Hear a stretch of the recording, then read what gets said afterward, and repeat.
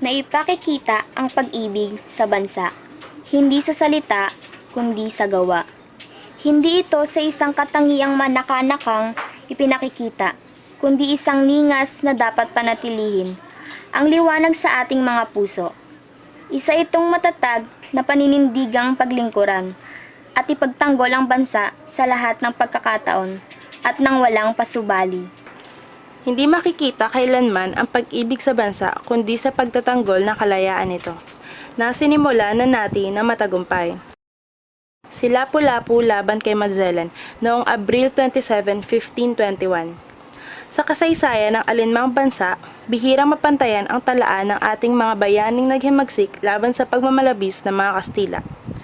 Kabilang sa mga ito ay sina Raha Sulaiman at Lakandula, Magat Salamat, Magalat, Gabriel Dayag, Tablot at Dagohoy ng Bohol, Juan Ponce Sumuroy ng Samar, Francisco Maniego ng Pampanga, Palaris ng Pangasinan, Diego at Gabriela Silao ng Ilocos, Apolinario de la Cruz ng Tayabas.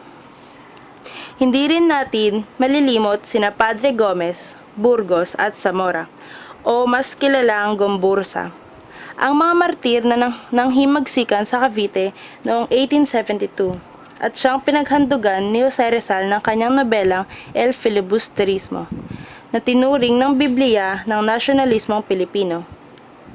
Nang bumalik sa Pilipinas si Rizal noong 1892, batid na niyang nanganganib ang kanyang buhay, kaya't sumulat si Rizal at hiniling nito na ilathala ang liham na ito pagkamatay niya. Sinabi niya sa kanyang liham, "Nais kong ipakita sa mga nagkait sa atin ng pagmamahal sa bayan na tayo'y marunong ding maghain ng buhay, alang-alang sa tungkulin at simulain. Hahamakin ng isang tao ang kamatayan kung ang maging sanhi ay ang mga mahal niya sa buhay at ang kanyang lupang tinubuan. Minahal kong lagi ang ating sawing bayan at patuloy ko pa ring mamahalin hanggang sa huling sandali ng aking buhay. Subalit, hindi naging makatarungan ang mga tao sa akin.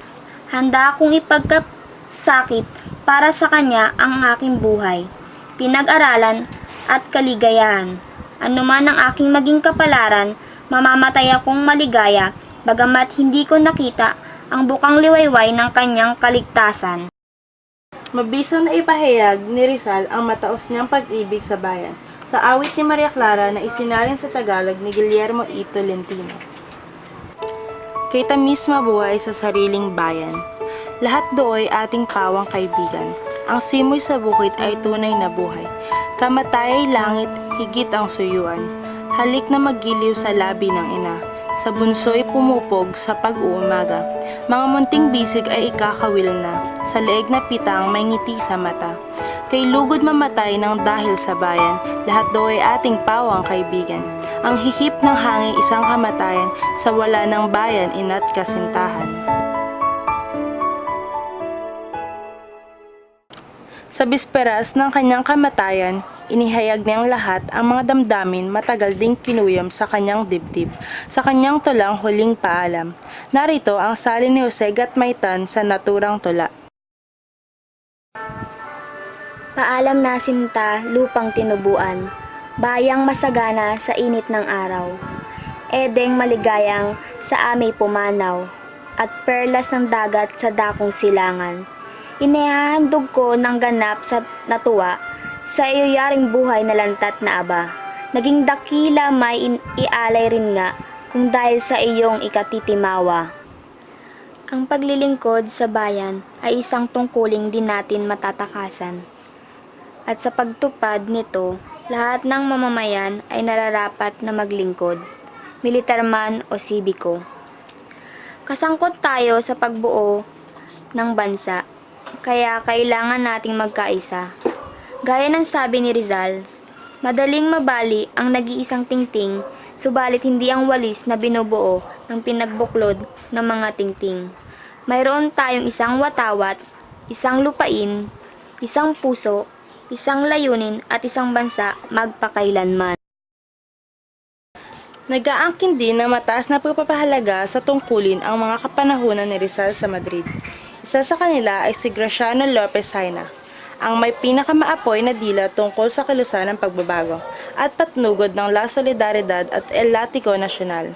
Sa kanyang liham sa isang kaibigan sa Madrid, bago ito nagbalik sa Pilipinas, ipinahayag niya ang banal na mithiing mamatay para sa sariling bayan. Si Marcelo H. del Pilar, manananggol at mamamahayag, ang matatag na tagapagtanggol ng mga kalayaang Pilipino at siyang humalili kay Graciano Lopez Haina bilang editor ng La Solidaridad ay napilitang tumakas sa bansa dahil sa pag-uusig ng mga praile. Sa kanyang mga huling sandali, para sa bayan pa rin ang kanyang una at huling kaisipan. Ito ang kanyang mensahe ng pamamaalam sa kanyang mga kapanalig. Ipagpatuloy ninyo ang ating gawain at hanapin ang kaligayahan at kalayaan ng ating bansang minamahal. Sa makatuwid, hindi kayabangan lamang ang pagpapahayag ng kalayaang Pilipino na sinulat ni Ambrosio Rianzares sa Kawit, Cavite noong Hunyo 12, 1898, sapagkat ibinandila natin sa buong daigdig na Buong katapatan tayong nangangakong susuportahan natin ang naturang pahayag ng ating buhay, kayamanan at higit sa lahat ng ating dangal. Isa itong pag-uulit ng manifesto ni General Aguinaldo noong 1897 na Pagsisikapin nating matamo ang luwalhati ng kalayaan at karangalan ng ating bayan. hindi magiging ganap ang anumang mataas na papuring iukol sa katapangan at pag-ibig sa bayan ng mga Pilipino kung hindi kasama ang salaysay tungkol kay General Gregorio del Pilar. Ang buong giting na pagtatanggol niya sa Pasong Tirad ay naging tampulan ng paghanga, di lamang ng mga kawalang Amerikanong nakalaban niya kundi pati sa buong mundo may kabihasnan. Bagamat siya ay isang kabataang bagong tao, panoon, pinakilala na niya ang angking tapang at giting sa pakikidigma. Ipinamalas din ng ating mga bayani ang bukal sa loob na paghahandog ng kanilang buhay para sa bayan. Wala itong anumang pasubali at pag-atubili. Hanggang pinahalagahan natin ang alaala ng ating mga bayani at martir at mga mithiing kanilang ipinaglaban ng buong giting hanggang kamatayan. Patuloy rin tayong magsisikap at magpapakabait alang-alang sa ating bayang minamahal. Katuwid, habang nananatili ang hanggahan ng mga kabansaan na inaalagaan at pinapanatili ng pagkamaimbot ng lahi at ng pamilya, sa kababayan mo lamang makikiisa ka sa lubos na kabukluran ng layunin at kapakanan, upang magkaroon ng lakas, hindi lamang upang lumaban sa iisang kaaway, kundi upang matamo ang lahat ng mga adhikain sa buhay ng tao. Si Andres Bonifacio, sa tindi ng kanyang pagmamahal sa bayan ay nakalikha siya ng isang tula sa wikang Tagalog at dito ibinandila niya ang mga kaluwalhatian ng bansa. Hindi lamang sa kaguluhan ng digmaan, kundi pati sa panahon ng kapayapaan, maipapamalas natin ang walang pag-iimbot na pag-ibig sa bayan. Sa pamamagitan ng pagpapakasakit ng sariling kaginhawaan at kahit ng pinakamamahal nating mga ari-arian, alang-alang sa kagalingan nito. Nasasangkot tayo ngayon sa isang malahiganting tungkulin tungo sa pagbubuo ng bansa, kaya nararapat na kalimutan na natin ang mga karuwagan at matitinding pagkapuot, walang kabuluhang pagtutuligsaan at mga ganting paratang sa kapwa upang maipakita natin tayo matatag at nagkakaisa, at maiukol ang ating buong lakas para sa iisa at tanging adhikain.